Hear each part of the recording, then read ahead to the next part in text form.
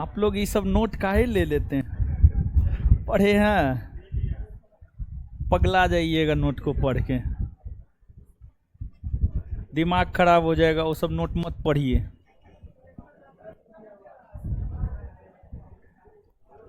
चलिए, क्या हाल चाल है? बढ़िया है। चलिए, तो आज जो है हम लोगों को तुर्क आक्रमण के अंतर्गत जो है महमूद गजनबी को पढ़ लिए। महमूद गजनबी के बाद जो है आगे हम लोगों को पढ़ना है मोहम्मद गौरी। किसको पढ़ना है? मोहम्मद गौरी। तो आज का टॉपिक है हम लोग का मोहम्मद गौरी। आप हेडिंग मार लीजिए, मोहम्मद गौरी।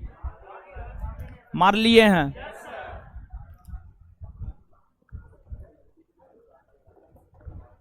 मोहम्मद गौरी, ठीक है। चलिए,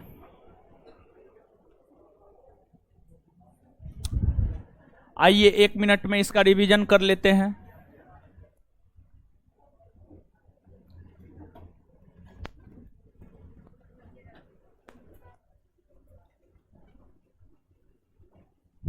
महमूद गजनबी ने भारत पर पहला आक्रमण कब किया?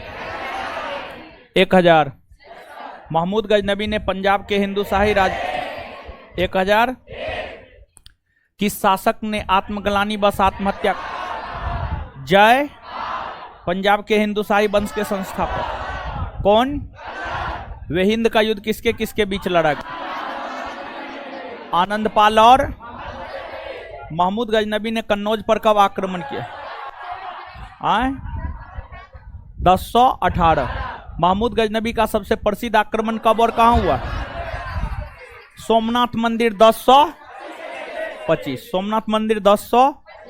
महमूद गजनबी अपना सैन्य अभियान किसके साथ? अपना अंतिम सैन्य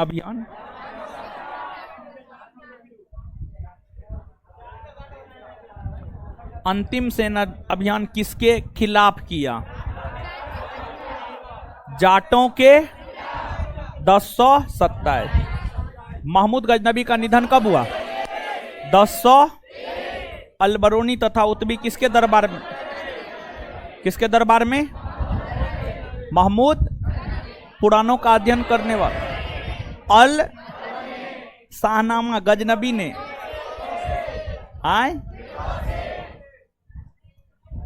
ये कौन क्वेश्चन हुआ? महमूद गजनबी ने कौन सी उपाधि धारण की है? यामिनी उद्दौला और यामिनी उल मिल्लत। यामिनी उल मिल्लत का शाब्दिक अर्थ मुसलमानों का।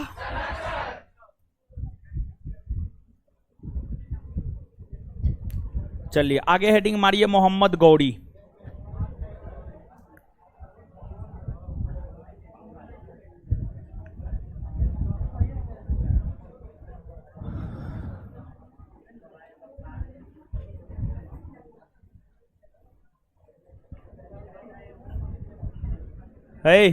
शांत रहिए। सब चिल्ला रहा है बिहार पुलिस का डेट आ गया, डेट आ गया, डेट आ गया। डेट तो आना ही था, ये कौन बड़का चीज। थोड़ा पहले होगा परीक्षा, थोड़ा बाद में होगा, ठीक है।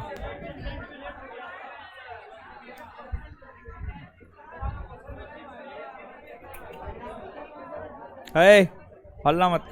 टोपी खोल ले जी, खोल लेते हैं। क्या ठीक लग रहा है ना? अच्छा लग रहा है ना? देखिए, जानते हैं टोपी काहे पहनते हैं? यहाँ पे बाल उड़ गया, उसी को बचाने के लिए टोपी पहनते हैं। यहाँ पे देखिए उड़ा हुआ है ना, हाँ यहाँ पे उड़ा हुआ है, उड़ गया है।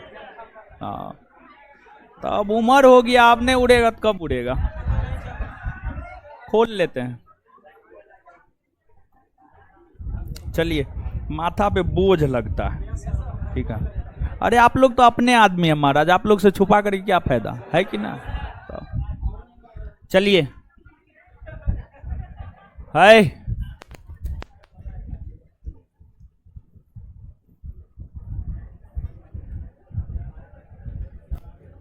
सुनिए अब, बिहार पुलिस बुक क्या बताएं। बुक आएगा तो जरूर।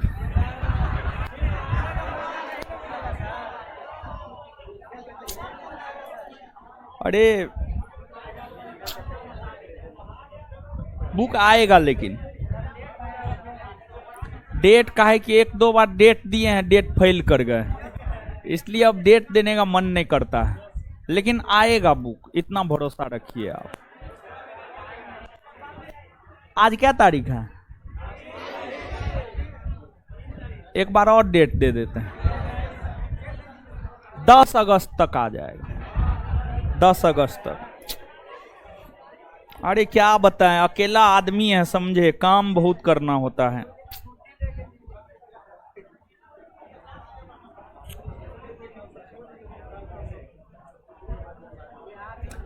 चलिए शांत रहिए, 10 तारीख का टाइम देते, 10 अगस्त, 10 अगस्त, 10 अगस्त को आ जाएगा बुक पक्का, ठीक है। अरे क्या बताएं, अब काम जो है ना, सब चीज हो गया है, सिर्फ हमको प्रूफ रीडिंग करना है, यानी गलती ना रहे बुक में, वो पढ़ना है, ठीक है। पढ़ ही नहीं पा रहे हैं, पढ़ेंगे तो हम ही, पढ़ना तो हम ही को पड़ेगा, हम लिखे हैं, हम ही गलती पकड़ पाएंगे, दूसरा कोई गलती पकड़ ही नहीं पाएगा। तो इसलिए सिर्फ प्रूफ रीडिंग करना है और कुछ नहीं करना है, और इसलिए जो है आपको टाइम लग रहा है। क्या देखिए, जल्दी ये पढ़ लेंगे। हाँ, एग्जाम डेट बिहार पुलिस का आ गया। हाँ।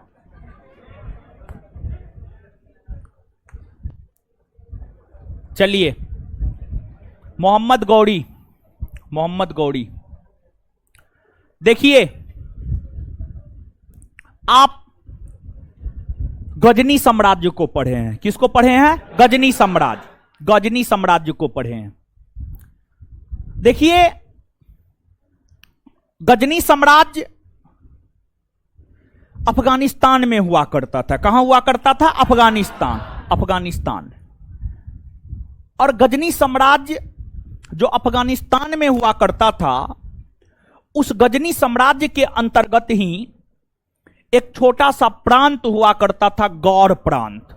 एक छोटा सा प्रांत हुआ करता था, गौर प्रांत। क्या हुआ करता था? गौर प्रांत।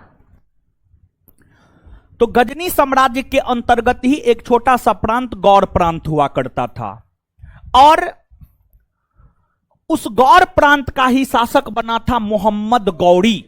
मोहम्मद गौरी, यानी बात अगर मोहम्मद गौरी की करे तो मोहम्मद गौरी गजनी साम्राज्य के अंतर्गत छोटे प्रांत गौर प्रांत, छोटे प्रांत गौर प्रांत का जो है शासक बना था। और मोहम्मद गौरी का संबंध संसवनी वंश से था। संसवनी वंश, संसवनी वंश, संसवनी वंश, संसवनी वंश से मोहम्मद गौरी का संबंध था। वही महमूद गजनबी का संबंध था, यामिनी वंश से था। यामिनी वंश, यामिनी वंश, महमूद गजनबी का संबंध जो है आपको यामिनी वंश से, और मोहम्मद गौरी का संबंध जो है आपको संसमनी वंश से था। और मोहम्मद गौरी गजनी साम्राज्य के अंतर्गत छोटे प्रांत गौर प्रांत का शासक बना 1173 में। 1173 में 1173 में जब मोहम्मद गौरी शासक बना,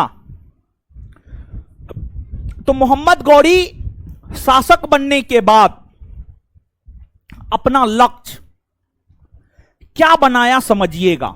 मोहम्मद गौरी अपना लक्ष्य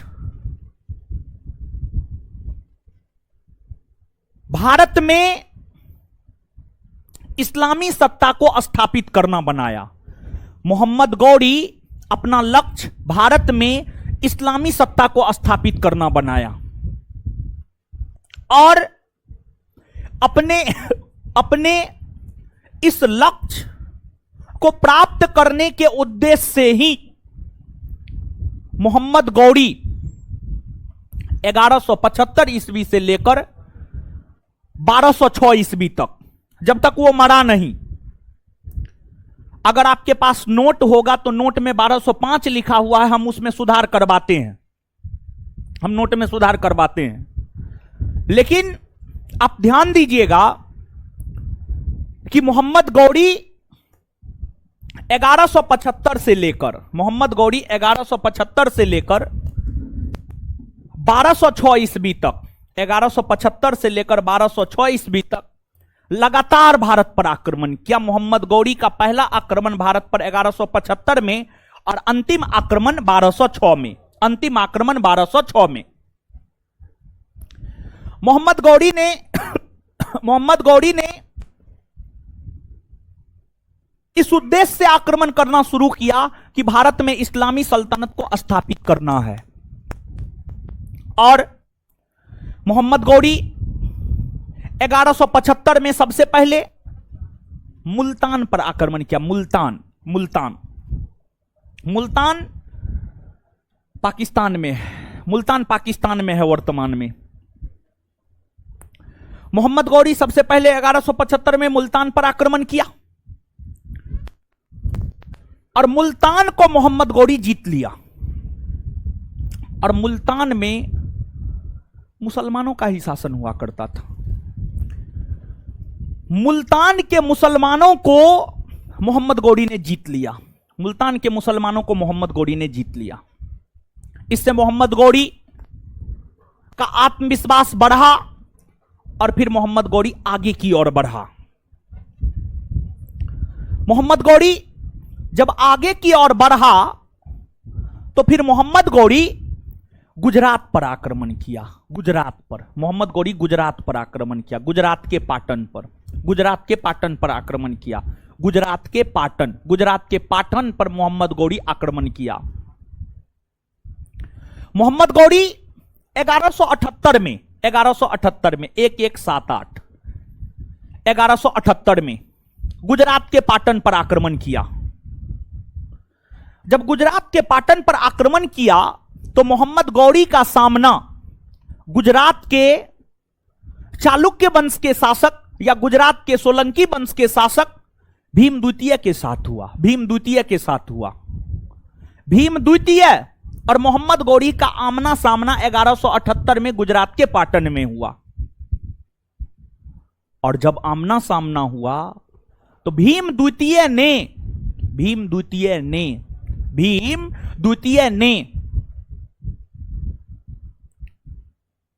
मोहम्मद गौरी को पराजित कर दिया।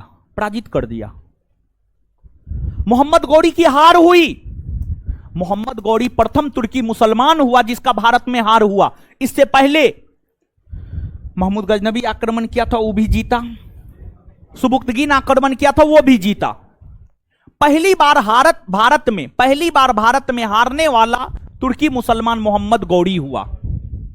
मोहम्मद गौरी हारा, चले गया अपना गौड़ प्रांत, फिर से अपना गौड़ प्रांत चले गया। गौड़ प्रांत जाने के बाद एनालिसिस किया, हार का कारण क्या है। देखिए, जब भी आप परीक्षा में असफल होइए, जब भी कभी भी परीक्षा देते हैं और परीक्षा में अगर असफलता हाथ लगता है तो उस असफलता के कारणों को ढूंढिए कि असफलता का कारण क्या है। और अगर कारण पता चल जाए तो उस पर काम करना शुरू कर दीजिए। काम करना शुरू कर दीजिएगा तो फिर कमी खत्म हो जाएगा, और कमी खत्म हो जाएगा तो जीवन में सफल हो जाइएगा। सफल होने का यही तरीका ही है। तो मोहम्मद गौरी हारा, अपने साम्राज्य वापस लौटा, कारण को ढूंढा और फिर मोहम्मद गौरी ने अपनी सेना को मजबूत किया और फिर भारत पर आक्रमण किया। मोहम्मद गौरी 1979 में पाकिस्तान के पेशावर को जीता, 1181 में लाहौर को जीता, 1185 में सियालकोट को जीता। सब पाकिस्तानी में है। और उस समय पाकिस्तान भारत में हुआ करता था। आज पाकिस्तान अलग है, वो अलग बात है, लेकिन उस समय पाकिस्तान भारत में ही हुआ करता था। तो मोहम्मद गौरी पेशावर, लाहौर, सियालकोट, इन सभी क्षेत्रों को जीत लिया। यानी कुल मिलाकर देखिएगा तो 1185 आते आते भारत के उत्तरी पश्चिमी भाग में स्थित पाकिस्तान को पूरी तरीका से अपने कब्जे में कर लिया और लाहौर को अपने साम्राज्य का केंद्र बिंदु बनाया, या यह भी कह सकते हैं लाहौर को अपनी राजधानी बनाया। लाहौर को अपनी राजधानी बनाया या लाहौर को अपने साम्राज्य का केंद्र बिंदु बनाया, और लाहौर को अपने साम्राज्य का केंद्र बिंदु बना करके मोहम्मद गौरी धीरे धीरे भारत की ओर आगे बढ़ता गया, धीरे धीरे भारत की ओर आगे बढ़ता गया। इसी क्रम में मोहम्मद गौरी 1189 ईस्वी में, इसी क्रम में मोहम्मद गौरी 1189 ईस्वी में पंजाब के भटिंडा को जीत लिया। भटिंडा का किला, पंजाब में पड़ता था एक किला, उसका नाम था भटिंडा। पंजाब के भटिंडा किला को मोहम्मद गौरी 1189 में जीता। पंजाब के भटिंडा किला को जो मोहम्मद गौरी 1189 में जीता, 1189 में जीता, यही घटना तराइन के प्रथम युद्ध का तत्कालिक कारण बना। तराइन के प्रथम युद्ध का तत्कालिक कारण बना। देखिए, जब मोहम्मद गौरी 1189 में भटिंडा के किला को जीता था, उस समय दिल्ली, हरियाणा, पंजाब, राजस्थान, यानी उत्तरी पश्चिमी भारत और उत्तरी भारत में पृथ्वीराज चौहान का शासन हुआ करता था। पृथ्वीराज चौहान का शासन हुआ करता था, या पृथ्वीराज तृतीय का शासन हुआ करता था। भटिंडा का किला पृथ्वीराज चौहान के अधीन था, और उस समय भारत के सबसे शक्तिशाली शासक में नाम पृथ्वीराज चौहान का आता था। और भटिंडा के किला पृथ्वीराज चौहान के अधीन ही था, और पृथ्वीराज चौहान के अधीन जो भटिंडा का किला था, उस भटिंडा के किला को मोहम्मद गौरी ने जीत लिया। इस बात से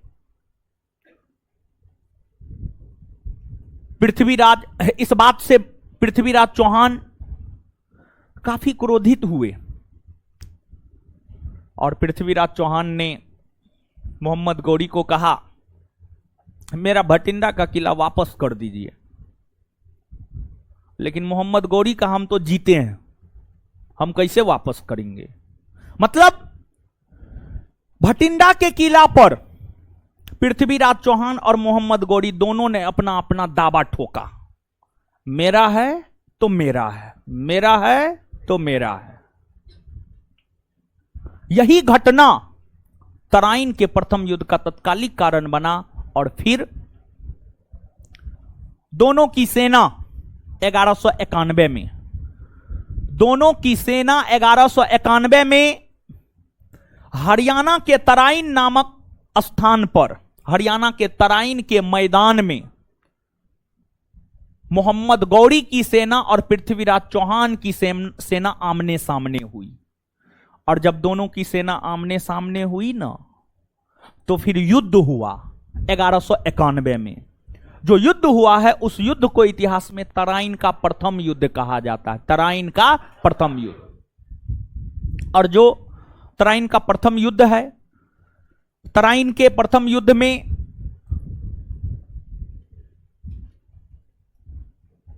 मोहम्मद गौरी की सेना पृथ्वीराज चौहान की सेना से पराजित हो गया।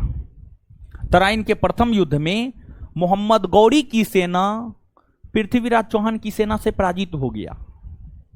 तत्पश्चात मोहम्मद गौरी को बंदी बना लिया गया। और मोहम्मद गौरी को बंदी बनाकर पृथ्वीराज चौहान के समक्ष प्रस्तुत किया गया। लेकिन मोहम्मद गौरी पृथ्वीराज चौहान के समक्ष गिड़गिड़ाने लगा, माफ कर दीजिए, छोड़ दीजिए, अब हम आपके सीमा क्षेत्र में नहीं आएंगे। और पृथ्वीराज चौहान राजपूत था, राजपूत शासक था, तो उसे अपने राजपूत होने पर बड़ी गर्व था कि जब गिरगिरा रहा है तो इसको मारने से क्या फायदा, कोई फायदा नहीं। लेकिन यह पृथ्वीराज चौहान की गलती थी कि पृथ्वीराज चौहान उसको मारा नहीं। पृथ्वीराज चौहान के सामने काफी गिरगिराया मोहम्मद गौरी, पृथ्वीराज चौहान छोड़ दिया। उसको लगा कि अब इतना डर गया है, ये दोबारा थोड़े आक्रमण करेगा। तो पृथ्वीराज चौहान मोहम्मद गौरी को माफ कर दिया, मोहम्मद गौरी को छोड़ दिया। मोहम्मद गौरी फिर से अपने साम्राज्य गए और फिर मोहम्मद गौरी लगभग पूरे 1 वर्ष तक अपनी सेना को प्रशिक्षित किया, अपनी सेना को बड़ा किया और अपनी सेना को प्रशिक्षित किया। और फिर मोहम्मद गौरी जब तैयार हो गया, मोहम्मद गौरी का सेना, तो 1192 ईस्वी में मोहम्मद गौरी 1192 ईस्वी में मोहम्मद गौरी पृथ्वीराज चौहान के राज पर आक्रमण किया। और जब आक्रमण किया तो 1192 ईस्वी में फिर से तराइन के मैदान में ही मोहम्मद गौरी और पृथ्वीराज चौहान की सेना आमने सामने हुई। और इस युद्ध में मोहम्मद गौरी की सेना ने पृथ्वीराज चौहान की सेना को पराजित कर दिया। और जो गलती पृथ्वीराज चौहान किया वो गलती मोहम्मद गौरी नहीं किया, बल्कि मोहम्मद गौरी मौका मिलते पृथ्वीराज चौहान को मार दिया, मौका मिलते पृथ्वीराज चौहान को मार दिया। और उस समय भारत के सबसे शक्तिशाली राजपूत शासक में गिनती आता था पृथ्वीराज चौहान का। इस बात की जानकारी मोहम्मद गौरी को भी था। मोहम्मद गौरी को जब पता चला हम तो भारत के सबसे महानी शासक को मार दिए हैं, अब हमारे सामने कौन है, कोई नहीं है। और जो 1192 में हुआ, 1192 ईस्वी में हुआ तराइन का द्वितीय युद्ध है, जो 1192 ईस्वी में हुआ तराइन का द्वितीय युद्ध है, तराइन के द्वितीय युद्ध से ही भारत में इस्लामी सत्ता की स्थापना हुई मानी जाती है। यह युद्ध अपने आप में सबसे निर्णायक युद्ध था। तराइन का द्वितीय युद्ध अपने आप में सबसे निर्णायक युद्ध था, जिस युद्ध ने भारत में इस्लामी सत्ता को स्थापित कर दिया। कई इतिहासकारों ने भी इस युद्ध को काफी निर्णायक युद्ध माना है। और इस युद्ध से मोहम्मद गौरी ने भारत में इस्लामी सत्ता को स्थापित किया। और फिर धीरे धीरे मोहम्मद गौरी तथा उनके सेनापतियों ने भारत के अलग अलग भूभाग को जीता और भारत के अलग अलग भूभाग को जीतकर वहां पर धीरे धीरे इस्लामी सत्ता को स्थापित करता गया, धीरे धीरे इस्लामी सत्ता को स्थापित करता गया।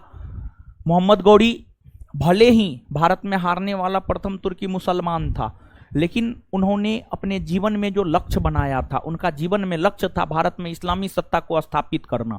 और उन्होंने भारत में इस्लामी सत्ता को स्थापित कर लिया। मतलब हारते हुए भी मोहम्मद गौरी की भारत में जीत हुई, मोहम्मद गौरी की भारत में जीत हुई। समझ गए, ये चीज है। फिर इससे आगे जो है हम लोग देखेंगे, लेकिन उससे पहले थोड़ा सा लिखिए, आप पहले यहां तक लिखिए।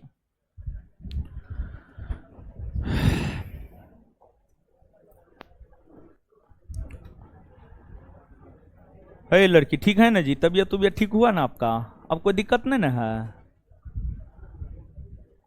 चलिए खाइए पीजिए बढ़िया से, ठीक है। सुबह को उठ करके जो है ना खाइए, अरे जो खाना है खाइए महाराज। पपीता खाना है और नाशपाती खाना है, या जो खाना अपना खाइए, लेकिन खाइए। हाँ जो खाना है खाइए ना।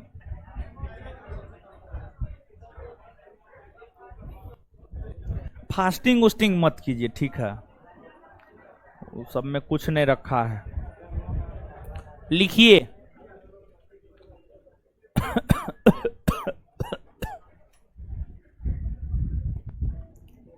लिखिएगा।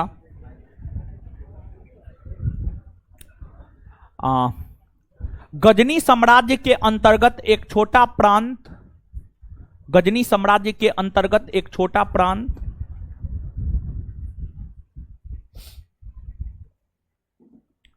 गजनी साम्राज्य के अंतर्गत एक छोटा प्रांत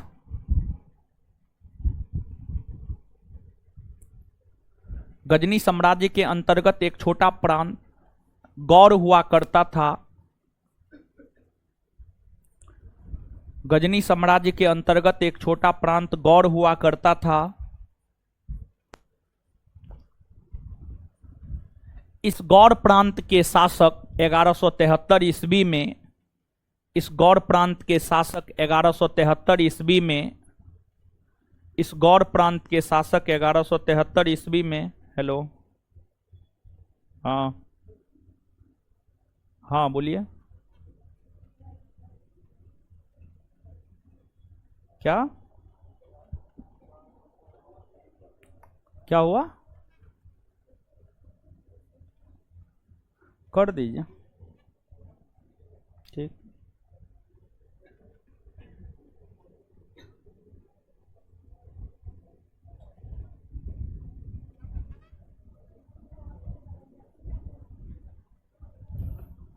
चलिए, क्या लिख रहे थे? गजनी साम्राज्य के अंतर्गत एक छोटा गजनी साम्राज्य के अंतर्गत एक छोटा प्रांत गौर हुआ करता था। इस गौर प्रांत के शासक 1173 ईस्वी में इस गौर प्रांत के शासक 1173 ईस्वी में इस गौर प्रांत के शासक 1173 ईस्वी में मोहम्मद गौरी बना मोहम्मद गौरी बना मोहम्मद गौरी बना मोहम्मद गौरी बना मोहम्मद गौरी बना मोहम्मद गौरी बना मोहम्मद गौरी ने मोहम्मद गौरी ने मोहम्मद गौरी का सॉरी मोहम्मद गौरी का संबंध मोहम्मद गौरी का संबंध मोहम्मद गौरी का संबंध संसबनी वंश से था। बोर्ड पे लिखा हुआ है मोहम्मद गौरी का संबंध मोहम्मद गौरी का संबंध संसबनी वंश से था। मोहम्मद गौरी का संबंध संसबनी वंश से था। वहीं वहीं वहीं महमूद गजनबी का संबंध वहीं महमूद गजनबी का संबंध वहीं महमूद गजनबी का संबंध यामिनी वंश से था। यामिनी वंश से था। यामिनी वंश यामिनी वंश से था। यामिनी वंश से था। यामिनी वंश से था। यामिनी वंश से था। यामिनी वंश से था। यामिनी वंश से था। Full stop full stop full stop. उसी में कंटिन्यू। महमूद गजनबी महमूद गजनबी महमूद गजनबी है महमूद गजनबी ना sorry Mohammad Ghori sorry sorry sorry sorry Mohammad Ghori Mohammad Ghori Mohammad Ghori Mohammad Ghori Mohammad Ghori ने अपना लक्ष्य मोहम्मद गौरी ने अपना लक्ष्य मोहम्मद गौरी ने अपना लक्ष्य मोहम्मद गौरी ने अपना लक्ष्य भारत में मोहम्मद गौरी ने अपना लक्ष्य भारत में इस्लामी सत्ता को मोहम्मद गौरी ने अपना लक्ष्य भारत में इस्लामी सत्ता को भारत में इस्लामी सत्ता को भारत में इस्लामी सत्ता को स्थापित करना बनाया। मोहम्मद गौरी ने अपना लक्ष्य भारत में इस्लामी सत्ता को स्थापित करना बनाया। मोहम्मद गौरी ने अपना लक्ष्य भारत में इस्लामी सत्ता को स्थापित करना बनाया। अपने इस लक्ष्य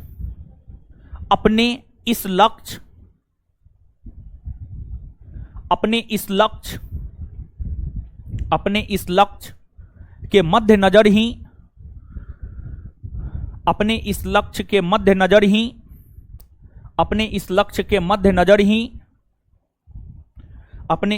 के मद्देनजर ही मोहम्मद गौरी ने अपने इस लक्ष्य के मद्देनजर ही मोहम्मद गौरी ने 1175 ईस्वी से 1175 ईस्वी से लेकर 1206 ईस्वी तक 1175 ईस्वी से लेकर 1206 ईस्वी तक लगातार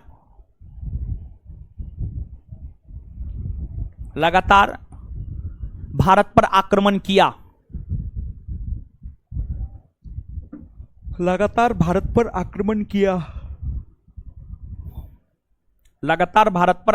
किया।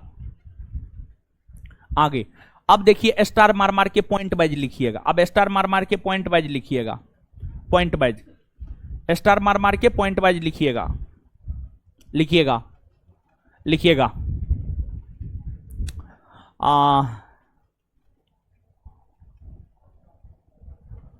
मोहम्मद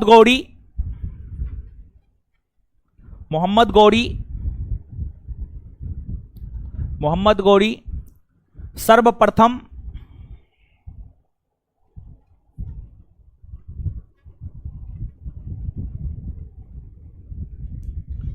मोहम्मद गौरी सर्वप्रथम 1175 ईस्वी में मोहम्मद गौरी सर्वप्रथम 1175 ईस्वी में 1175 ईस्वी में 1175 ईस्वी में मुल्तान के खिलाफ आक्रमण किया। मुल्तान के खिलाफ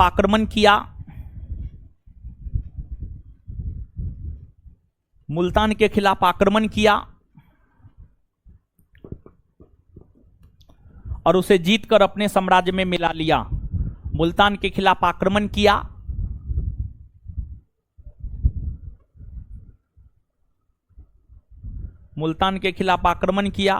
और उसे जीतकर अपने साम्राज्य में मिला लिया।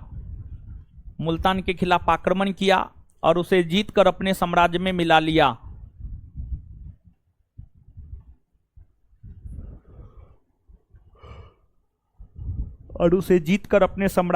लिया। चलिए इसके बाद उसी में इसके बाद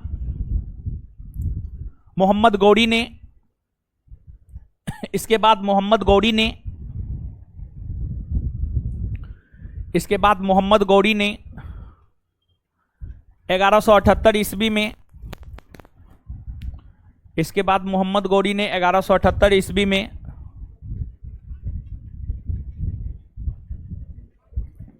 इसके बाद मोहम्मद गौरी ने 1178 ईस्वी में गुजरात के पाटन पर आक्रमण किया। गुजरात के पाटन पर आक्रमण किया। गुजरात के पाटन पर आक्रमण किया। गुजरात के पाटन पर आक्रमण किया। Full stop. गुजरात के पाटन पर आक्रमण किया। Full stop. Full stop. इस आक्रमण के दौरान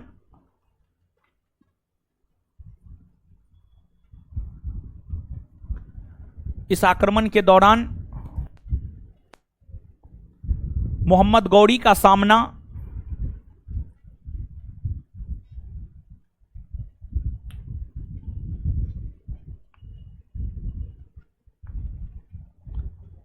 इस आक्रमण के दौरान मोहम्मद गौरी का सामना इस आक्रमण के दौरान मोहम्मद गौरी का सामना गुजरात के सोलंकी वंश के शासक भीम द्वितीय के साथ हुआ। गुजरात के सोलंकी वंश के शासक भीम द्वितीय के साथ हुआ। गुजरात के सोलंकी वंश के शासक भीम द्वितीय के साथ हुआ। गुजरात के सोलंकी वंश के शासक भीम द्वितीय के साथ हुआ।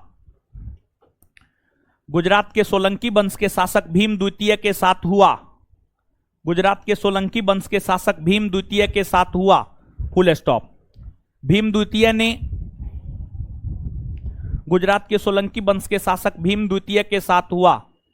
भीम द्वितीय के साथ हुआ। Full stop. भीम द्वितीय ने भीम द्वितीय ने भीम द्वितीय ने भीम द्वितीय ने भीम द्वितीय ने मोहम्मद गौरी को पराजित किया।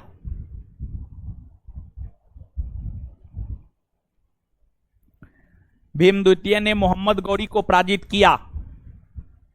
Full stop. उसी में आगे कंटिन्यू। भारत में पराजित होने वाला प्रथम तुर्की मुसलमान भारत में पराजित होने वाला प्रथम तुर्की मुसलमान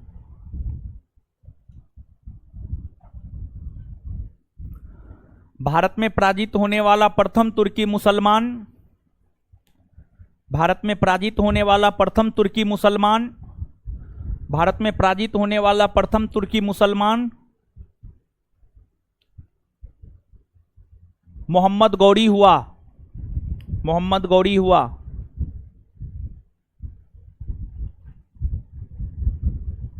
अब नेक्स्ट पॉइंट। मोहम्मद गौरी ने मोहम्मद गौरी ने मोहम्मद गौरी ने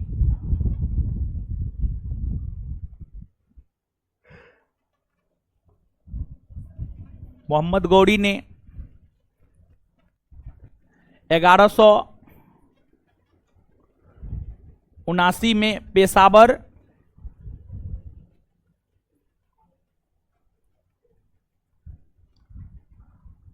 मोहम्मद गौरी ने 1179 में पेशावर 1179 में पेशावर कौमा 1181 में लाहौर 1181 में लाहौर और 1185 में सियालकोट और 1185 में सियालकोट और 1185 में सियालकोट और 1185 में सियालकोट को जीतकर 1185 में सियालकोट को जीतकर अपने साम्राज्य में मिलाया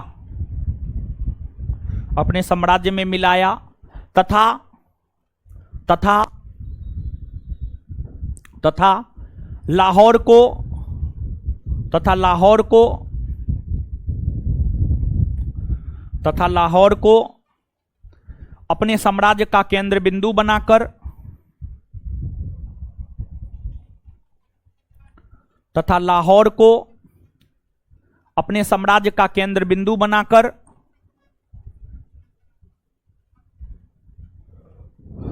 तथा लाहौर को अपने साम्राज्य का केंद्र बिंदु बनाकर भारत विजयी अभियान जारी रखा तथा लाहौर को अपने साम्राज्य का केंद्र बिंदु बनाकर भारत विजयी अभियान जारी रखा तथा लाहौर को अपने साम्राज्य का केंद्र बिंदु बनाकर तथा लाहौर को अपने साम्राज्य का केंद्र बिंदु बनाकर भारत विजयी अभियान जारी रखा।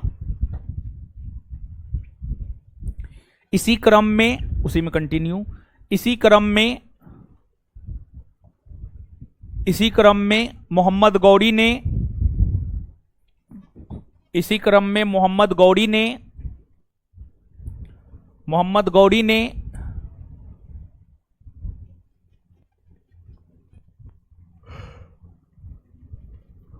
इसी क्रम में मोहम्मद गौरी ने 1189 ईस्वी में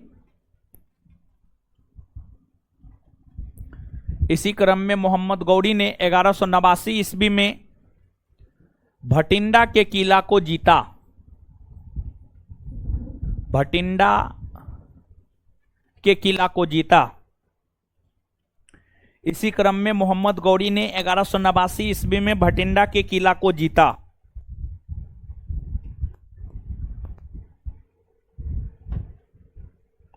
यह किला पृथ्वीराज चौहान यह किला पृथ्वीराज चौहान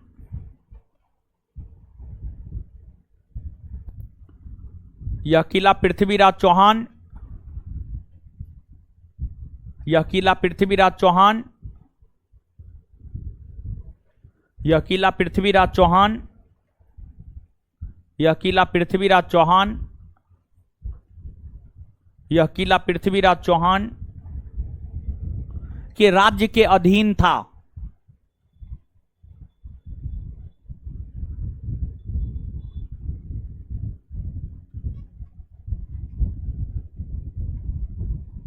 इस किला को लेकर दोनों ने अपना अपना दावा ठोका। इस किला को लेकर दोनों ने अपना अपना दावा ठोका। इस किला को लेकर दोनों ने अपना अपना दावा ठोका। इस किला को लेकर दोनों ने अपना अपना दावा ठोका।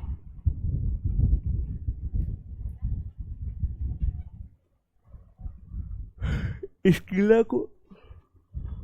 किला को लेकर दोनों ने अपना अपना दावा ठोका। इस किला को लेकर दोनों ने अपना अपना दावा ठोका। दोनों ने अपना अपना दावा ठोका। Full stop. यही घटना क्या हुआ हीरो? पेन है, पेन दीजिए ना कोई इशू को, है पेन दीजिए ना जी। है देखिए सुनिए, अगर आपके आसपास के छात्र एवं छात्राओं का पेन खत्म हो जाता है तो मदद कीजिए, एक दूसरे को बिना कहे हुए मदद कीजिए, ठीक है? आप लोग भी अपने में एक्सचेंज कर लीजिए, आप लोग भी अपने में एक्सचेंज कर लिया कीजिए, ठीक है? हाँ हाँ, अरे बोल भी दिया कीजिए, सही में बोलिएगा तब ना पता चलेगा, बोलिएगा नहीं तो कैसे पता चलेगा, है? ठीक है, बोलिए, आसपास वाला को बोलिए कि पेन खत्म हो गया दीजिए ना, ठीक है? नहीं देता है छीन लीजिए। अपना अपना दावा ठोका। यही घटना अपना अपना दावा ठोका। यही घटना तराइन के प्रथम युद्ध का तत्कालिक कारण बना। यही घटना तराइन के प्रथम युद्ध का तत्कालिक कारण बना। यही घटना तराइन के प्रथम युद्ध का तत्कालिक कारण बना। यही घटना तराइन के प्रथम युद्ध का तत्कालिक कारण बना। यही घटना तराइन के प्रथम युद्ध का तत्कालिक कारण बना। यही घटना तराइन के प्रथम युद्ध का तत्कालिक कारण बना। यही घटना तराइन के प्रथम युद्ध का तत्कालिक कारण बना। अब नीचे से स्टार मार के लिखिए। तराइन के युद्ध का मैदान हरियाणा में स्थित है। स्टार मार के लिखिएगा। तराइन के युद्ध का मैदान हरियाणा में स्थित है। तराइन के युद्ध का मैदान हरियाणा में स्थित है। तराइन के युद्ध का मैदान हरियाणा में स्थित है। तराइन के युद्ध का मैदान हरियाणा में स्थित है। तराइन के युद्ध का मैदान हरियाणा में स्थित है। तराइन के युद्ध का मैदान हरियाणा में स्थित है। अब नीचे से हेडिंग मारिए तराइन का प्रथम युद्ध। नीचे से हेडिंग मारिए तराइन का प्रथम युद्ध।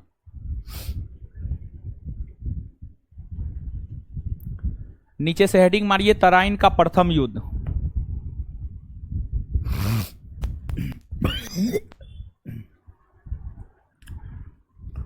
जानते हैं इतना बीमारी हो गया है ना, आपको क्या बताएं हम। सब जानते हैं, सब भूखे रहने के वजह से हुआ। डॉक्टर से हम दिखाए हैं, जानते हैं। बुधवार के रात को मेरा अतरी दर्द करना शुरू किया। अतरी समझते हैं? अतरी दर्द करना शुरू किया था, तो बहुत सारा बीमारी जकड़ लिया है। बताइए, अभी बहुत ज़्यादा उम्र भी नहीं हुआ है। सब भूखे रहने के वजह से हुआ है, लेकिन कर भी क्या सकते हैं, समझे? महाराज, उससे बढ़िया भूखे रहना है। आप लोग फालतू का चक्कर में पड़ते हैं। चलिए, तराइन का प्रथम युद्ध। तराइन का प्रथम युद्ध, यह युद्ध 1191 ईस्वी में,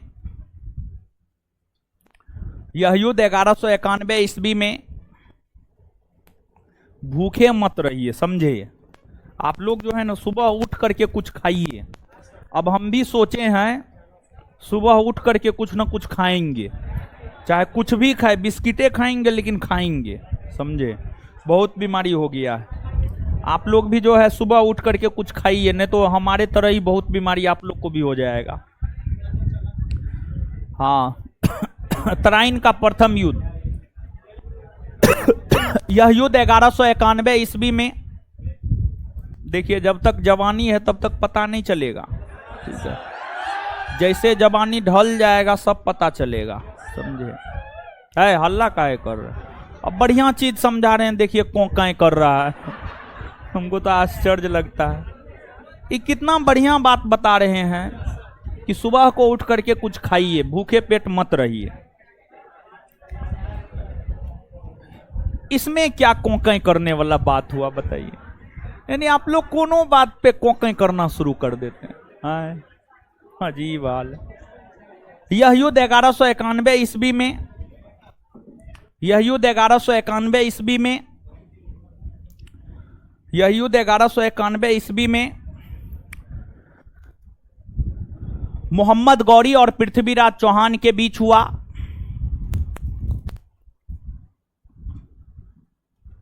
मोहम्मद गौरी और पृथ्वीराज चौहान के बीच हुआ।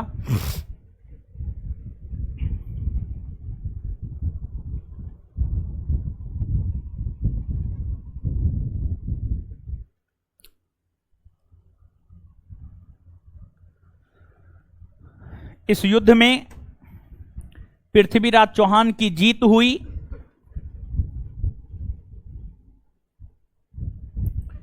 इस युद्ध में पृथ्वीराज चौहान की जीत हुई।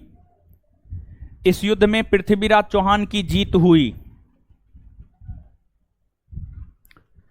इस युद्ध में पृथ्वीराज चौहान की जीत हुई। इस युद्ध में पृथ्वीराज चौहान की जीत हुई। इस युद्ध में पृथ्वीराज चौहान की जीत हुई। फुल स्टॉप,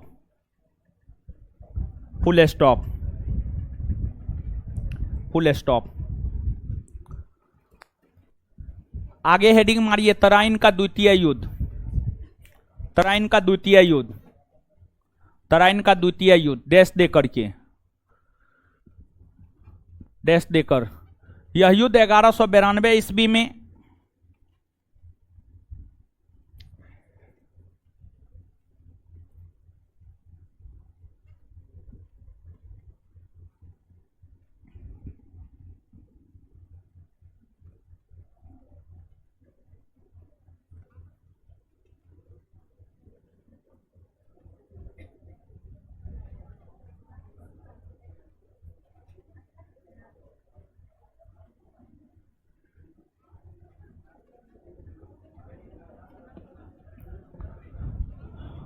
यह युद्ध 1192 ईस्वी में मोहम्मद गौरी और, यह युद्ध 1192 ईस्वी में मोहम्मद गौरी और पृथ्वीराज चौहान के बीच हुआ। मोहम्मद गौरी और पृथ्वीराज चौहान के बीच हुआ।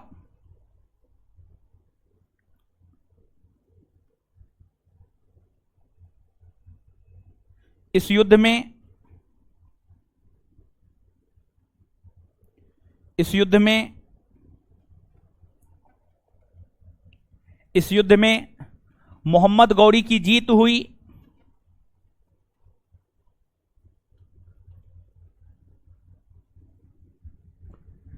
इस युद्ध में मोहम्मद गौरी की जीत हुई। इस युद्ध से ही भारत में इस युद्ध से ही भारत में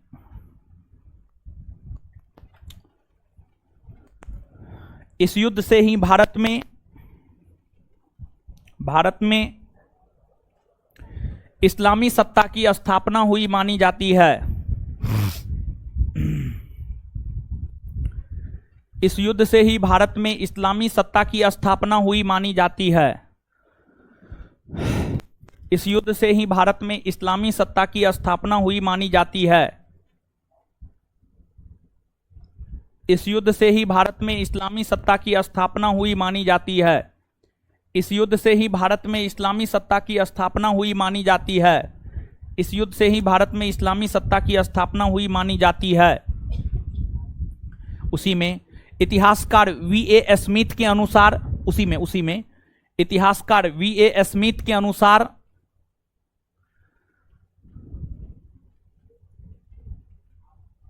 इतिहासकार V.A. स्मिथ के अनुसार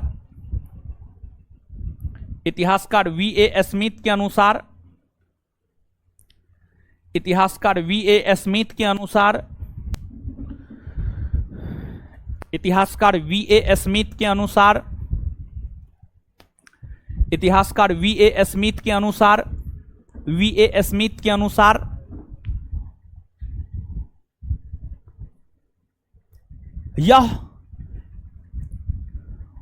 यह सबसे निर्णायक युद्ध था।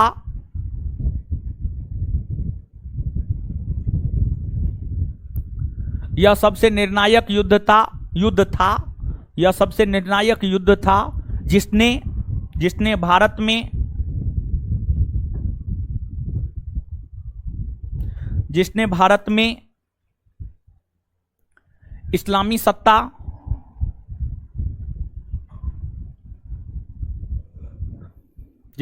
में इस्लामी सत्ता को स्थापित किया।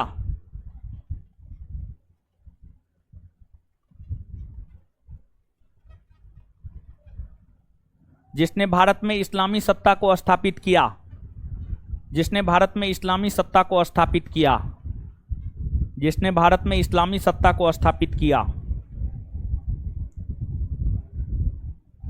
चलिए इसके बाद अब देखिएगा, जब मोहम्मद गौरी ने भारत में इस्लामी सत्ता को स्थापित कर लिया तो इसके बाद अब मोहम्मद गौरी भारत में अपने साम्राज्य को विस्तारित करना चाहता था।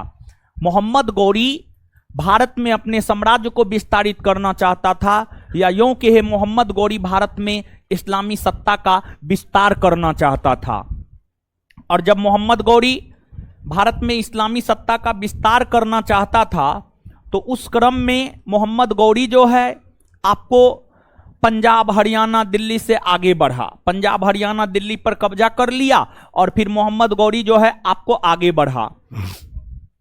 जब मोहम्मद गौरी आगे बढ़ा तो उत्तर प्रदेश में उस समय सबसे प्रमुख शहर हुआ करता था कन्नौज। उत्तर प्रदेश में उस समय सबसे प्रमुख शहर हुआ करता था कन्नौज, और कन्नौज में गहरवाल वंश का शासन था। और कन्नौज के गहरवाल वंश के शासक हुआ करते थे जयचंद। कन्नौज के गहरवाल वंश के शासक कौन हुआ करते थे? जयचंद। जयचंद भी राजपूत था। गहरवाल या राठौर राजपूत, समझ गए? राठौर वंश कहिए या गहरवाल वंश कहिए, दोनों एक ही बात है। आपको कन्नौज में गहरवाल वंश का शासन था और गहरवाल वंश के शासक हुआ करते थे जयचंद। गहरवाल वंश के शासक जयचंद हुआ करते थे।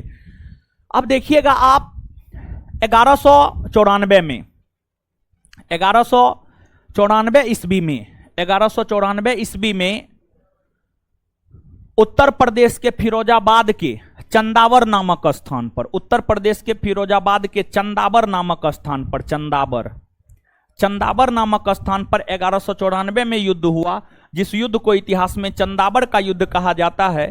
और जो चंदावर का युद्ध है, चंदावर का युद्ध 1194 ईस्वी में मोहम्मद गौरी और जयचंद के बीच हुआ। मोहम्मद गौरी और जयचंद के बीच हुआ। और इस युद्ध के विषय में कहा जाता है कि इस युद्ध में मोहम्मद गौरी की जीत हुई, जयचंद की हार हुई। और मोहम्मद गौरी ने जयचंद को मौत के घाट उतार दिया और पूरे कन्नौज पर कब्जा कर लिया। पूरे कन्नौज पर कब्जा कर लिया मतलब पूरे उत्तर प्रदेश पर कब्जा कर लिया, पूरे उत्तर प्रदेश पर कब्जा कर लिया। और देखिए मोहम्मद गौरी आक्रमण करता था, जीतता था, जीत करके अपने साम्राज्य में मिला लिया और फिर अपने प्रांत गौर चला जाता था। गौर प्रांत देखने के लिए चला जाता था, सब सकुशल मंगल है कि ना है, समझ गए। मतलब देखिए हम आपको ये समझाने का प्रयास कर रहे हैं, आप नहीं समझे बात को, समझ गए, हमारा इशारा आप नहीं समझे। देखिए हम आपको ये बताने का प्रयास कर रहे थे कि मोहम्मद गौरी अपने साम्राज्य को तो विस्तारित कर ही रहे थे, साथ ही साथ जो है अपना साम्राज्य जो पहले से विस्तारित किए थे उस पर भी नजर रखे हुए थे कि वहां तो कोई विद्रोह उद्रोह नहीं होने लगा है। मतलब पढ़ने में यहां पर हम आपको संकेत जो दिए वो संकेत कोई नहीं समझ पाए होंगे। हम आपको ये संकेत दिए कि आप आगे बढ़िए लेकिन पीछे की चीजों का रिवीजन भी कीजिए। अगर पीछे की चीजों का रिवीजन नहीं करेंगे तो पीछे की बातों को भूलते जाएंगे, आगे बढ़ते जाएंगे। तो सिर्फ आगे बढ़ने मात्र से आपका जीवन सफल होने वाला ना है, आगे तो बढ़ना ही बढ़ना है, साथ ही साथ पीछे की चीजों को भी याद रखना है। हम ये संदेश यहां से देना चाहते थे। अब तो सब लोग समझ गए होंगे, लेकिन पहले तो बहुत कम लोग समझे होंगे या नहीं समझे होंगे। तो मोहम्मद गौरी जो है अपना साम्राज्य भी संभाल करके रखा। मोहम्मद गौरी अपना साम्राज्य भी संभाल करके रखा। और देखिए मोहम्मद गौरी के बहुत सारे गुलाम हुआ करते थे। मोहम्मद गौरी का ही गुलाम था ऐबक, याल्दोज, कुबाचा, ये सब मोहम्मद गौरी का गुलाम था।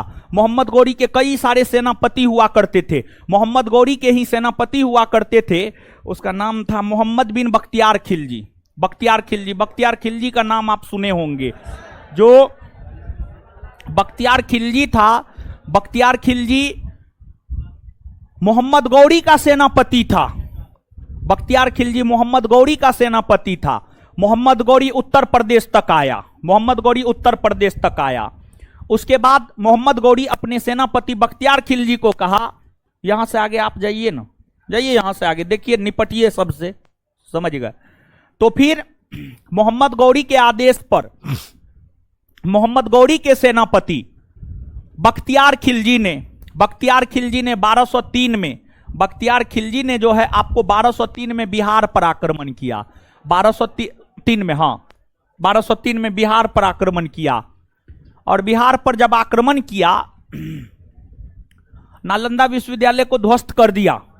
नालंदा विश्वविद्यालय जो जर्जर स्थिति में आपको देखने को मिला है वो इन्हीं के कारण मिला है, समझ गए। इन्हीं के कारण जो है आपको मिला है, बख्तियार खिलजी के कारण ही मिला है। बख्तियार खिलजी ने नालंदा विश्वविद्यालय को भी ध्वस्त किया।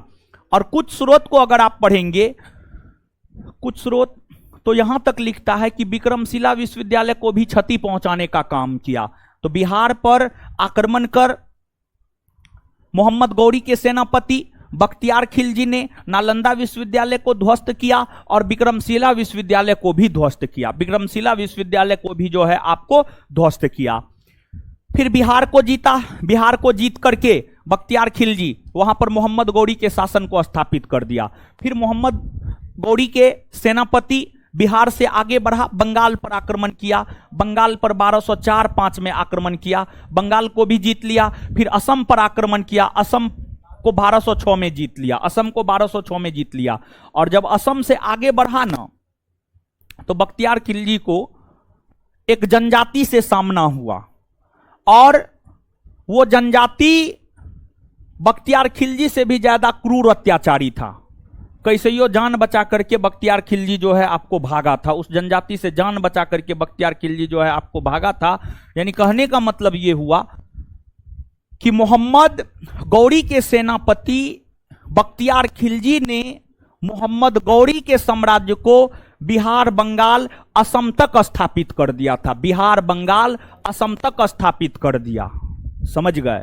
और फिर आप मोहम्मद गौरी की बात करेंगे 1206 ईस्वी में। 1206 ईस्वी में मोहम्मद गौरी की हत्या कर दी गई। और मोहम्मद गौरी की हत्या होने के बाद मोहम्मद गौरी का 3 गो प्रमुख गुलाम हुआ करता था। मोहम्मद गौरी का एगो गुलाम हुआ करता था कुतुबुद्दीन ऐबक, एगो यालदोज, एगो कुबाचा। इन तीनों में सबसे ज्यादा योग्य कुतुबुद्दीन ऐबक था। कुतुबुद्दीन ऐबक ने मोहम्मद गौरी के द्वारा भारत में जीते गए क्षेत्र को संगठित किया और संगठित करके ऐबक ने वहां पर दिल्ली सल्तनत की स्थापना की। ऐबक ने वहां पर दिल्ली सल्तनत की स्थापना की और ऐबक ने अपने आका अर्थात मोहम्मद गौरी के अनुरूप लाहौर को अपने साम्राज्य का राजधानी बनाकर ऐबक ने शासन प्रशासन किया। और ऐबक ही जो है मोहम्मद गौरी का उत्तराधिकारी क्यों हो पाया, आगे आपको यह बात समझ में आएगा। बड़ी दूरदर्शी था ऐबक। यालदोज कुबाचा दोनों को मिला लिया था, यालदोज कुबाचा दोनों को अपने में मिला लिया, समझ गए, दोनों से वैवाहिक संबंध स्थापित कर लिया, दोनों को अपने में मिला लिया और फिर ऐबक जो है मोहम्मद गौरी का उत्तराधिकारी बन बैठा। आगे इस बात की चर्चा हम आपके साथ करेंगे, लेकिन ध्यान दीजिएगा एक बात यहां पर, मोहम्मद गौरी भारत में जब शासन प्रशासन करना शुरू किया था ना, तो मोहम्मद गौरी जो है आपको सिक्का जारी किया था, जिस सिक्का पर देवी लक्ष्मी का चित्र अंकित था, जिस सिक्का पर देवी लक्ष्मी का चित्र अंकित था। और मोहम्मद गौरी जब भारत पर आक्रमण कर रहा था, भारत पर आक्रमण करने के लिए आ रहा था, तो एक सूफी संत 1192 में मोहम्मद गौरी के साथ आया था। 1192 में मोहम्मद गौरी के साथ जो सूफी संत आया था उसका नाम था शेख मोइनुद्दीन चिश्ती। शेख मोइनुद्दीन चिश्ती, भारत में चिश्ती संप्रदाय की स्थापना शेख मोइनुद्दीन चिश्ती ने किया था। शेख मोइनुद्दीन चिश्ती जो है आपको मोहम्मद गौरी के साथ ही 1192 ईस्वी में भारत आया था। ये सब बात भी जो है आपको याद रखना है। नीचे से लिखना प्रारंभ कीजिए। लिखिए चंदावर का युद्ध, चंदावर का युद्ध, लिखिए चंदावर का युद्ध।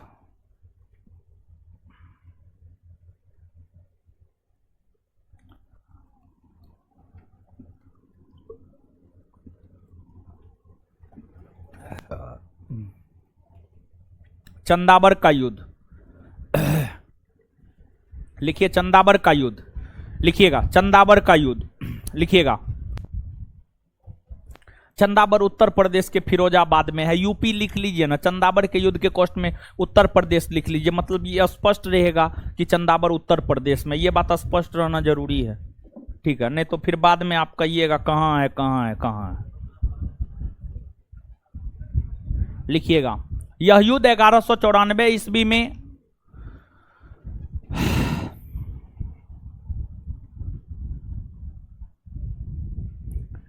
यह युद्ध 1194 ईस्वी में, यह युद्ध 1194 ईस्वी में, यह युद्ध 1194 ईस्वी में, 1194 ईस्वी में मोहम्मद गौरी और मोहम्मद गौरी और कन्नौज के गहरवाल वंश के अंतिम शासक, मोहम्मद गौरी और कन्नौज के गहरवाल वंश के अंतिम शासक, कन्नौज के गहरवाल वंश के अंतिम शासक, कन्नौज के गहरवाल गहरवाल, कन्नौज के गहरवाल वंश के अंतिम शासक जयचंद के बीच हुआ। कन्नौज के गहरवाल वंश के अंतिम शासक जयचंद के बीच हुआ। कन्नौज के गहरवाल वंश के अंतिम शासक जयचंद के बीच हुआ।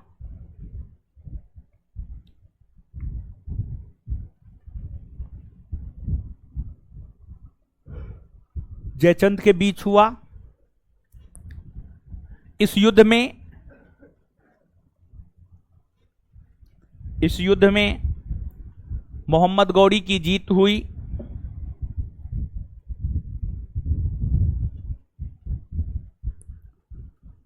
नेक्स्ट पॉइंट, मोहम्मद गौरी के सेनापति बख्तियार खिलजी ने, नेक्स्ट पॉइंट स्टार मार के, मोहम्मद गौरी के सेनापति बख्तियार खिलजी ने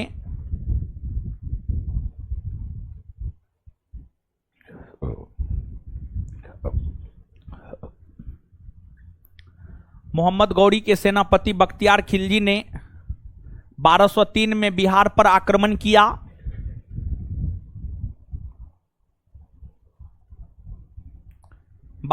में बिहार पर आक्रमण किया और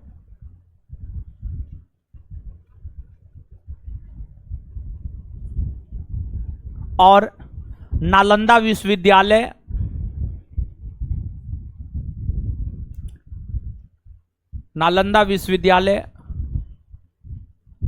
को नष्ट कर दिया। नालंदा विश्वविद्यालय को नष्ट कर दिया।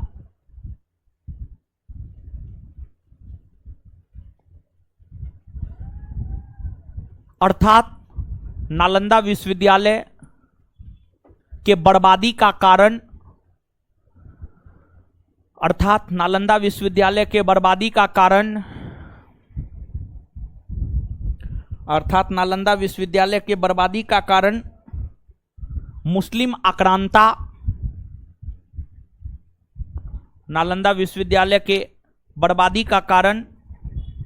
मुस्लिम आक्रांता बख्तियार खिलजी को माना जाता है। अर्थात नालंदा विश्वविद्यालय के बर्बादी का कारण मुस्लिम आक्रांता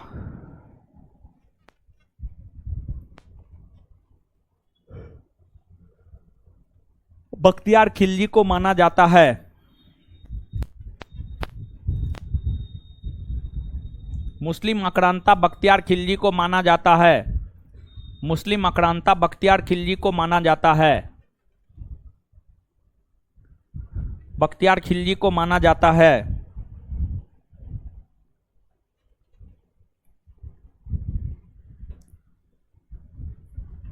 कुछ स्रोतों के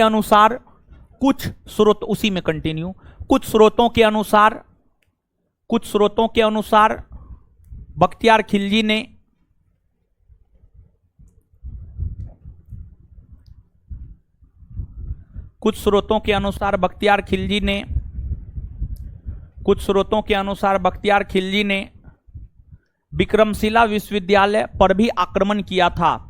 कुछ स्रोतों के अनुसार बख्तियार खिलजी ने विक्रमशिला विश्वविद्यालय पर भी आक्रमण किया था। कुछ स्रोतों के अनुसार बख्तियार खिलजी ने विक्रमशिला विश्वविद्यालय पर भी आक्रमण किया था। विक्रमशिला विश्वविद्यालय पर भी आक्रमण किया था। कुछ स्रोतों के अनुसार बख्तियार खिलजी ने विक्रमशिला विश्वविद्यालय पर भी आक्रमण किया था। नालंदा विश्वविद्यालय कौन बनाया? कुमारगुप्त। विक्रमशिला धर्मपाल, पाल वंश के शासक धर्मपाल, पाल वंश के शासक धर्मपाल बनवाया था, बौद्ध धर्म का अनुयायी था। ठीक है, चलिए फुल स्टॉप। अब नीचे से लिखिए बख्तियार खिलजी। नेक्स्ट पॉइंट, अगला पॉइंट। बख्तियार खिलजी ने लिखिए नेक्स्ट पॉइंट। बख्तियार खिलजी ने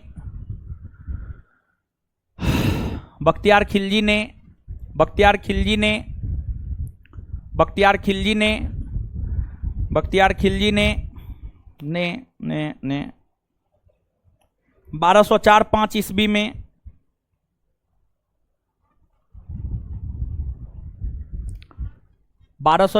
ईस्वी में बंगाल को जीता। बंगाल को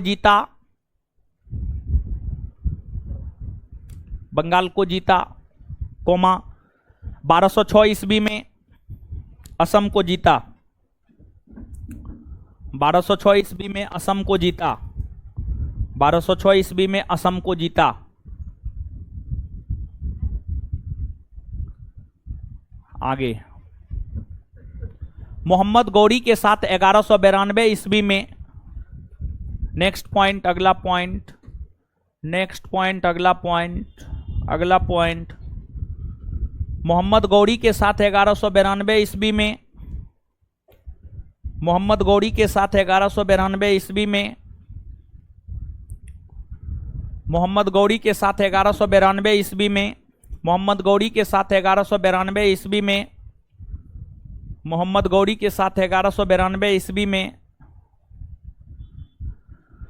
सूफी संत शेख मोइनुद्दीन चिश्ती, सूफी संत, सूफी संत, सूफी संत शेख मोइनुद्दीन चिश्ती, लिखिए गलते फलते लिखिए, सूफी संत, अच्छा लिख देते हैं, सूफी संत शेख मोइनुद्दीन चिश्ती, शेख मोइनुद्दीन चिश्ती,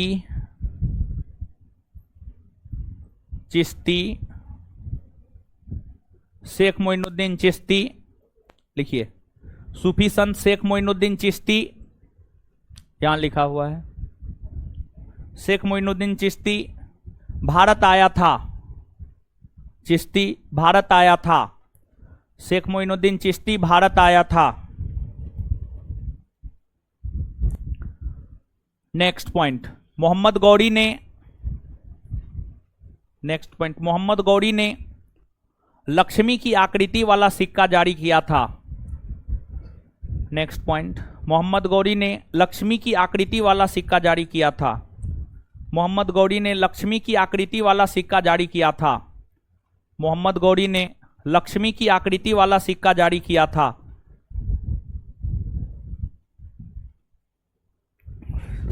मोहम्मद गौरी ने लक्ष्मी की आकृति वाला सिक्का जारी किया था। मोहम्मद गौरी ने लक्ष्मी की आकृति वाला सिक्का जारी किया था।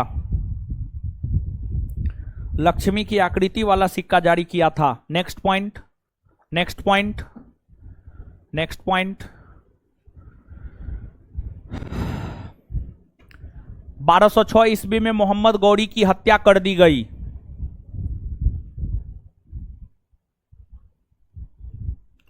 बारह सौ छह ईस्वी में मोहम्मद गौरी की हत्या कर दी गई। 1206 ईस्वी में मोहम्मद गौरी की हत्या कर दी गई।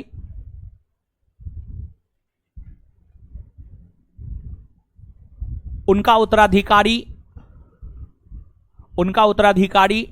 कुतुबुद्दीन ऐबक बना। उनका उत्तराधिकारी कुतुबुद्दीन ऐबक बना। उनका उत्तराधिकारी कुतुबुद्दीन ऐबक बना। उनका उत्तराधिकारी कुतुबुद्दीन ऐबक बना। सभी भाइयों बहनों दीदी जी भाई जी से रिक्वेस्ट है कि जितना बताए हैं लिखाए हैं पढ़ जाइए, थॉरोली पढ़ जाइए, 2 से 3 मिनट में पढ़ जाइए, आप तब याद कर पाएंगे। पढ़िए और याद करके जाना है, ठीक है। क्लासरूम से याद हो करके जाना चाहिए। और जो ऊपर वाले लोग धर फराने लगे हैं जाने के लिए, उसका टांग काट लेंगे हम, ठीक है।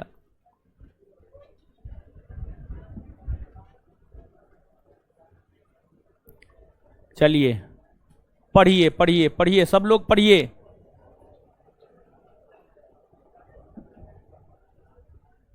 पढ़िए फटाफट। ऑनलाइन वाले लोग, आप लोग को भी पढ़ने बोले, ऐसा नहीं है कि आप हमारे लिए बहुत खास है आपको नहीं पढ़ने बोले हैं, सबको पढ़ने बोले हैं। ऑनलाइन वाला मुंह नहीं देखेगा, पढ़ेगा कॉपी कॉपी पढ़िए।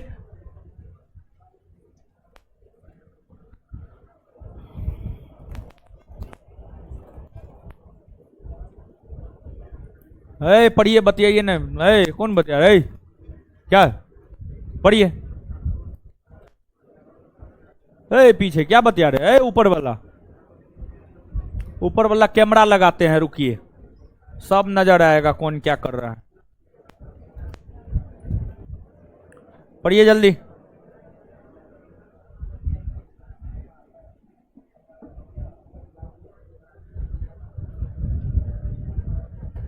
पढ़िए, पढ़ते रहिए, बहुत बढ़िया जा रहे हैं जो पढ़ रहे हैं।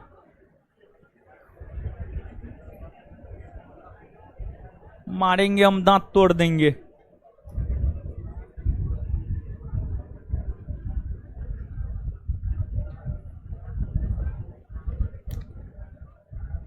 पढ़िए जल्दी जल्दी।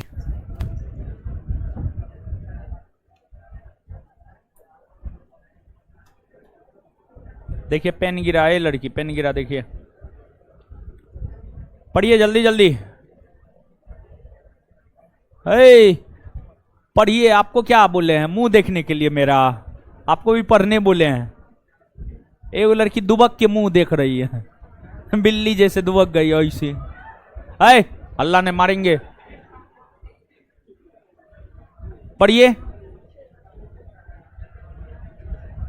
पढ़ते रहिए पढ़ते रहिए।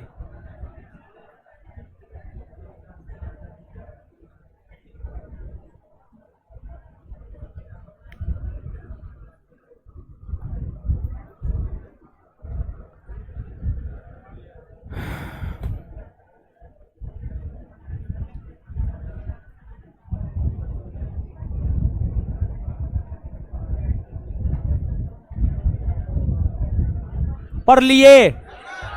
चलिए आइए, आइए बोर्ड पे आइए। अब बोर्ड पे आइए, फटाफट जवाब दीजिए, ना तो नानी याद दिला देंगे हम।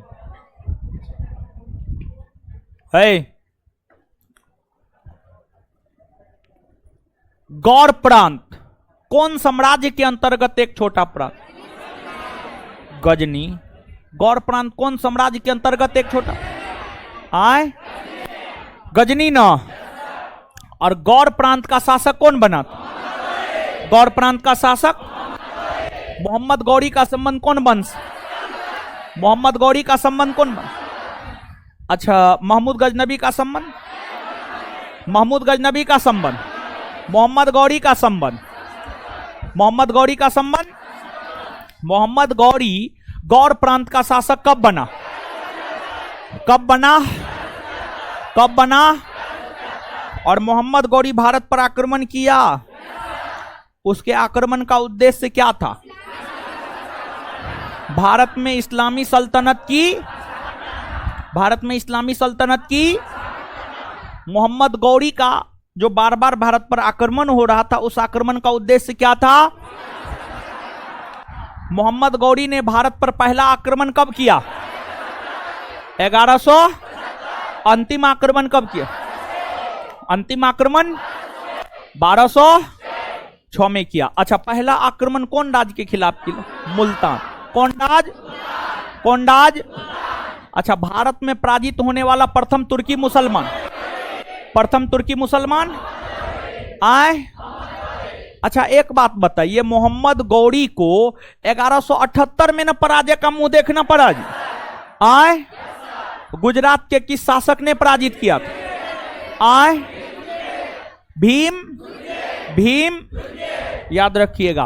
भारत में पराजित होने वाला प्रथम तुर्की मुसलमान, भारत में पराजित होने वाला प्रथम तुर्की मुसलमान मोहम्मद गौरी को पराजित किसने किया? किसने किया? अच्छा, इसके बाद आगे बताइए, मोहम्मद गौरी ने पेशावर को कब जीता? लाहौर को कब जीता? सियालकोट को कब जीता? और केंद्र बिंदु किसे बनाया? किसे बनाया? भटिंडा के किला को कब जीता? और भटिंडा के किला पर गौरी और चौहान दोनों ने दावा कर रहा था। कौन किला पर गौरी और चौहान दोनों दावा? और यही घटना कौन युद्ध का तत्कालिक कारण बना? तराइन का। तराइन का। तराइन के युद्ध के मैदान किस राज्य में है? हरियाणा। कौन राज्य में? तराइन के युद्ध के मैदान कौन राज्य में? कौन राज्य में है? तराइन का प्रथम युद्ध कब हुआ है? 1191। 1100। तराइन का द्वितीय युद्ध 1100। अच्छा, तराइन का प्रथम और द्वितीय युद्ध मोहम्मद गौरी और पृथ्वीराज चौहान के बीच में। तराइन का प्रथम युद्ध कब हुआ? द्वितीय युद्ध। अच्छा, दोनों युद्ध किसके किसके बीच हुआ? मोहम्मद गौरी और पृथ्वीराज, मोहम्मद गौरी और पृथ्वीराज चौहान। तराइन के प्रथम युद्ध में किसकी जीत हुई? पृथ्वीराज। और द्वितीय युद्ध में? तराइन के प्रथम युद्ध में किसकी जीत हुई? पृथ्वीराज। और द्वितीय युद्ध में? भारत में इस्लामी सत्ता की स्थापना कौन युद्ध से हुई मानी जाती है? तराइन के। भारत में इस्लामी सत्ता की स्थापना कौन युद्ध से हुई मानी कौन युद्ध से हुई मानी जाती है? तराइन के द्वितीय युद्ध को सबसे निर्णायक युद्ध किसने बताया? किसने बताया है? किसने बताया है? चंदावर का युद्ध कब हुआ है? चंदावर का युद्ध, चंदावर का युद्ध किसके किसके बीच? मोहम्मद गौरी और किसकी जीत हुई? किसकी जीत हुई? मोहम्मद गौरी के सेनापति बख्तियार खिलजी ने बिहार को कब जीता? बंगाल को कब जीता? असम को कब जीता? नालंदा विश्वविद्यालय को ध्वस्त किसने किया? नालंदा विश्वविद्यालय को ध्वस्त किसने किया?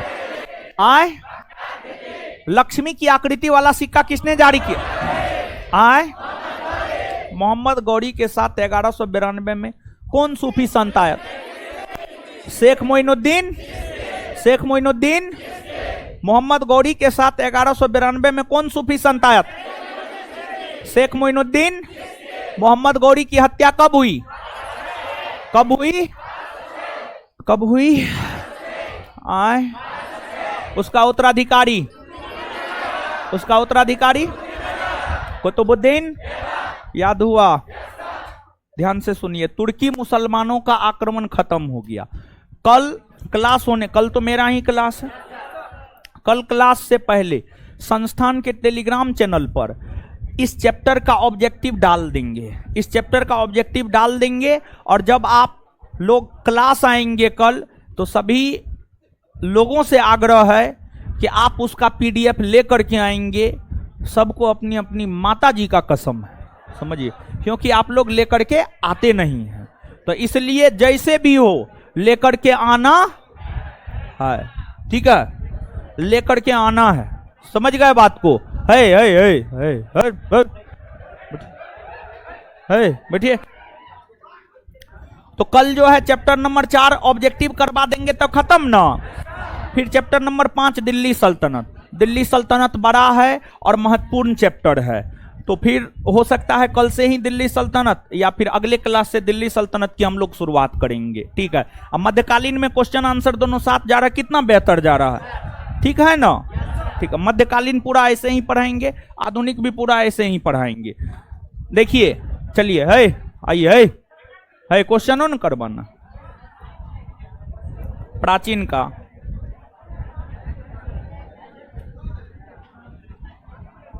है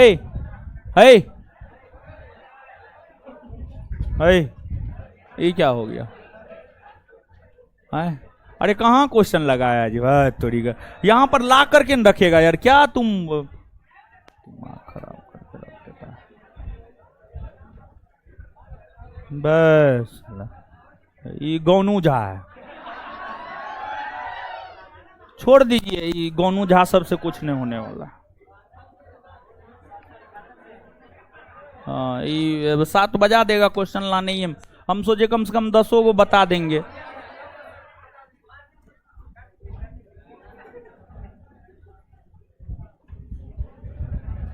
हाँ हाँ नहीं आ गया। हाँ आइए आइए क्वेश्चन है, आइए 10 को बता देंगे तो ठीक न रहेगा जी। आइए, अशोक के संबंध में निम्न में कौन से कथन सत्य है? पहला, शासक बनने से पूर्व वह अवंती उज्जैन का राज्यपाल था। हाँ सही है। उसने 273 ईस्वी पूर्व में सत्ता प्राप्त की। हाँ। उसका राज्याभिषेक 269 ईस्वी पूर्व में हुआ। हाँ। उसने 261 ईस्वी पूर्व में अपना अंतिम युद्ध लड़ा। हाँ। Answer 1 2 3 4 D. कौन सुमेलित नहीं है, मतलब कौन गलत है? सांची मध्य प्रदेश में सही है ये। सारनाथ उत्तर प्रदेश सही है। रूमीदेई नेपाल की तराई में सही। निगाली सागर बिहार नहीं, नेपाल में। कहाँ है? नेपाल में। नेपाल में। Answer D. आंसर क्या हो जाएगा? डी।